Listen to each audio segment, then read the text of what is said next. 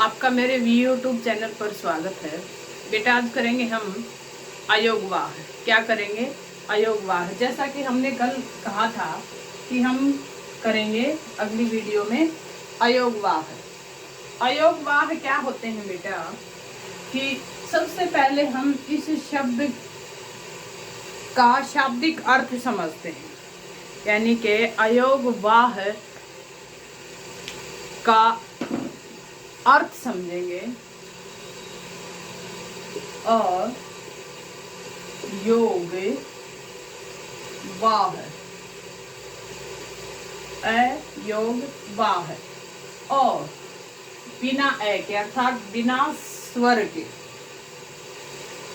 योग, यानी कि बिना स्वर के योग के बिना अर्थात स्वरों के योग के बिना वाह जो वहन नहीं किए जा सकते।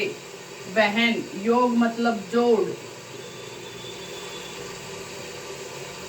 ठीक है, और वहन मतलब ढोना, अर्थात जो स्वरों के बिना ढोए नहीं जा सकते, जो स्वरों के बिना एक कदम भी नहीं चल सकते, उसे अयोगवाह कहते हैं। समझ में आ गई? यानी कि अयोगवाह का स्थान कहाँ होता है? स्वरों के तो बाद में होते हैं, ये स्वर के बाद में आते हैं और व्यंजन से पहले आते हैं, ठीक है। यानी कि जो दिखाई देते हैं स्वर जैसे, लेकिन बोले जाते हैं व्यंजनों जैसे, ठीक है।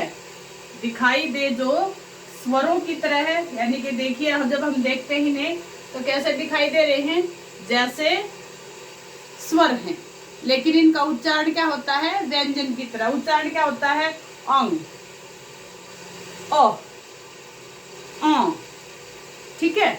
अब इनका अयोगवाह के 3 भेद होते हैं। वर्णमाला में केवल 2 लिखे मिलते हैं। तीसरा अयोगवाह अनुनासिक भी होता है। अब ध्यान दीजिए, इनके अलग अलग नाम भी होते हैं। अयोगवाह 3 हैं और तीनों के अलग अलग नाम हैं। इसको हम कहेंगे अनुस्वार, इसको हम कहेंगे विसर्ग और इसको हम कहेंगे अनुनासिक, ठीक है। अब अनुस्वार जो केवल नाक से निकले, जो ध्वनि केवल नाक से निकले। विसर्ग यानी कि जो ध्वनि हो की तरह निकले, हो। और ये शब्द के अंत में लगते हैं और इनका प्रयोग संस्कृत भाषा में किया जाता है। इनका प्रयोग संस्कृत भाषा में होता है। फिर है आपका अनुनासिक। अनुनासिक नाक के पीछे पीछे मुंह भी, यानी कि जो ध्वनि मुंह और नाक दोनों से निकले, ठीक है।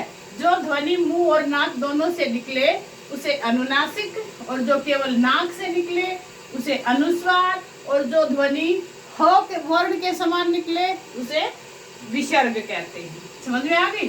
अब ध्यान देना है, हमने क्या समझा? अयोगवाह की डेफिनेशन कैसे बनी? पहले शब्द के अर्थ को जाना, हमने डेफिनेशन बनाई। अब इनके शब्द के अर्थ को जाना, डेफिनेशन बन गई। ऐसे ही बेटा बिना शब्द के अर्थ को जाने आप डेफिनेशन नहीं लिख सकते, क्योंकि क्या होता है, जब तक हमें शब्द के अर्थ का पता नहीं होगा हम उसकी डेफिनेशन नहीं लिख पाएंगे, ठीक है। अब ध्यान दीजिए कि ये दिखाई देते हैं स्वरों जैसे, बोले जाते हैं व्यंजनों की तरह। अब देखो हम इसको प्रूव करेंगे। जैसे शब्द है हमारा मंजिलें, ध्यान दीजिए, मंजिलें। अब म हलंत बिना वर्ण विच्छेद के अनुस्वार, विसर्ग और अनुनासिक समझ में नहीं आ सकते। तो ध्यान दीजिए, म हलंत प्लस अंग, मन, जिले, जय हलंत, हर्स्व ई और ल हलंत, और ए की मात्रा है ना, ए, और ये देखिए ध्यान दीजिए। अब मेन मकसद क्या है आपका समझाने के लिए? आपको समझाने का मेन मकसद यही है कि कई बार हमें अनुस्वार दिखाई देता है, लेकिन वो वास्तव में अनुनासिक होता है। और कहाँ होता है, ध्यान दीजिए, किसी भी मात्रा के पीछे, किसी भी मात्रा के साथ में अगर अनुनासिक कब होगा, जब उसके पीछे अनुस्वार दिखाई दे। मात्रा के साथ अनुस्वार दिखाई दे तो जान लेना वह अनुनासिक है। ठीक है, अब देखो बिना स्वर के नहीं ढोया गया है ना, बिना स्वर के नहीं ढोया गया तो क्या हुआ, अयोगवाह, अयोगवाह। ठीक है बेटा, तो ध्यान देना है हमें कि अयोगवाह होते क्या है, जो दिखाई देते हैं स्वरों जैसे लेकिन बोले जाते हैं व्यंजनों जैसे, और जो स्वरों के साथ ढोए जाते हैं। ठीक है, ठीक है, ध्यान देना है, गहराई से पढ़ना है, एक एक चीज को मतलब क्लियर करते जाना है। ये नहीं कि कोई डाउट रह जाए तो फिर से ध्यान दे लीजिए, देख लीजिए एक बार फिर। अयोगवाह क्या होते हैं, जो बिना स्वरों के योग के ढोए नहीं जाते। ठीक है, और इसके 3 भेद होते हैं, तीनों के अलग अलग नाम होते हैं, अनुस्वार, विसर्ग और अनुनासिक। अनुस्वार जो केवल नाक से बोले जाएं, जो ध्वनि केवल नाक से निकले। विसर्ग जो शब्द के अंत में लगते हैं और ह के समान उसकी ध्वनि निकलती है। और ये हमारा क्या है, अनुनासिक, जो ध्वनि नाक और मुंह दोनों से निकले। ठीक है, एक उदाहरण से समझते हैं हम, जैसे ये देखिए और ये देखिए, मुंह और नाक की ध्वनि को ध्यान से समझिए।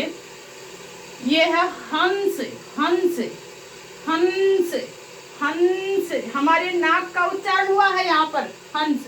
और यह है हंस, हंस, हंस, यानी कि नाक और मुंह दोनों का हमें प्रयोग किया है। हंस मतलब एक पक्षी का नाम है और हंस एक क्रिया है, यानी कि देखो इनके इस थोड़े से बदलाव के कारण ही शब्द के अर्थ में परिवर्तन आ जाता है। तो बेटा ध्यान देना है कि हमें एक भी छोटी से छोटी मिस्टेक नहीं करनी है और अपनी छोटी से छोटी चीज को अपना एक हथियार बना करके चलना है, वो आगे आपका भाषा में बहुत बड़ा योगदान देगा। तो बेटा हमारा आज का टॉपिक अयोगवाह, उम्मीद करती हूँ आपको समझ में आया होगा।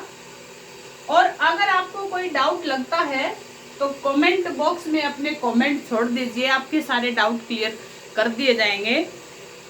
अयोगवाह फिर से सुन लीजिए, दिखाई देते हैं स्वरों जैसे लेकिन बोले जाते हैं व्यंजनों की तरह। समझ में आ गई, इसीलिए इनका स्थान स्वरों के बाद और व्यंजनों से पहले होता है वर्णमाला में। समझ में आ गई। दूसरी बात क्या है, जो केवल स्वरों के योग से ही ढोए जाते हैं। समझ में आ गई, अयोगवाह। और इन तीनों के अपने अपने अलग अलग नाम है, इनका उच्चारण स्थान अलग अलग है। ठीक है, अब हम ध्यान से पढ़ेंगे, आगे हम पढ़ेंगे व्यंजन। अब हमने स्वर किए, स्वर के भेद किए, अयोगवाह किए, अयोगवाह के पूरे भेद किए हमने। तो उम्मीद करती हूँ आप गहराई से पढ़ने में पूरी लगन और मेहनत के साथ लगे हुए होंगे। धन्यवाद।